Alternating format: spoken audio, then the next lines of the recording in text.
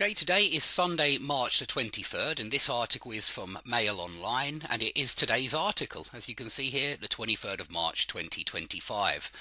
The truth about COVID jabs and cancer. Okay, so some of you might be wondering why you didn't hear about this earlier, but let's read through and find out what has been discovered.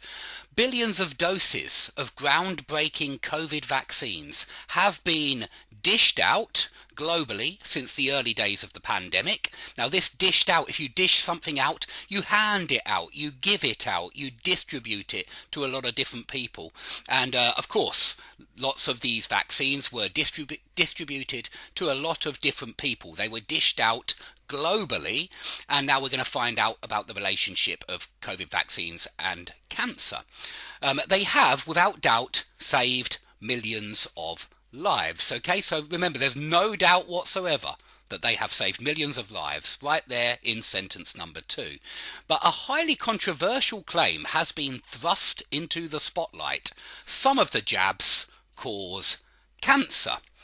President Donald Trump's health secretary, Robert F. Kennedy Jr., has raised safety concerns, and Florida's Surgeon General, Dr. Joseph Lombardo, said they are not appropriate for use in human beings. Okay?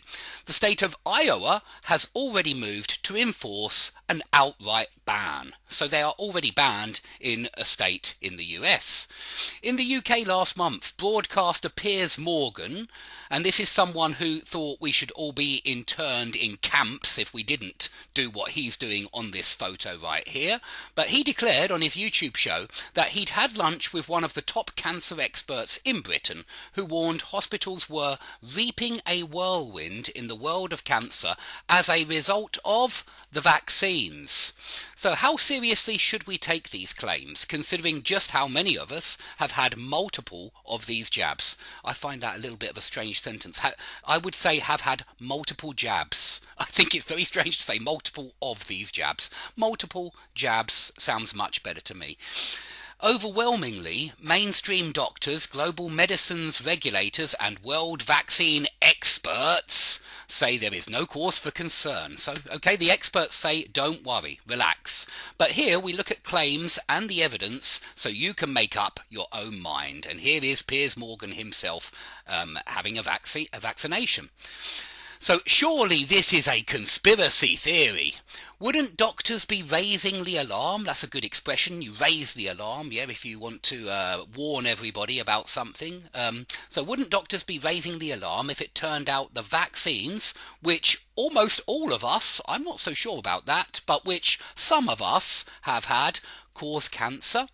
Well, a handful of doctors in the US, UK and Australia have raised concerns. So you raise the alarm and you raise concerns. Learn these collocations. If you're going to read the rubbish in the newspapers, learn the collocations at least as you do so, because it will really help your English. They have raised concerns about mRNA COVID vaccines. Rolled out, which means launched. Yeah, these vaccines were launched. When you roll something out, it means you launch a product usually, and this was a product from a private company. Yeah, never forget that these are the product of a private company. They're not state-made. They're made by AstraZeneca, Moderna, Pfizer, and they were rolled out for the first time during the pandemic. They work in a different way to other vaccines, yeah? So much so that they actually changed the definition of vaccine in the dictionary. That's how different these guys were, this particular medicine was. They had to change the definition in the dictionary to accommodate the new mRNA vaccines. It introduces a piece of genetic code into the body to make it produce proteins. These proteins then help prime the immune system to recognize and to destroy the virus. However, some doctors say they have seen a troubling rise in the number of aggressive, untreatable cancers since the vaccine rollout. Yeah, so rolled out for the first time, the vaccine launch, the vaccine rollout. Angus Dalgleish, and he's a doctor, he's down here, there's a photo of him right there. Angus Dalgleish, a professor of oncology at St George's, University of London, so he sounds like an expert on cancer, doesn't he? He says he began seeing cancer returning in patients who had been successfully treated for melanoma in early 2022, and they all recently had COVID boosters.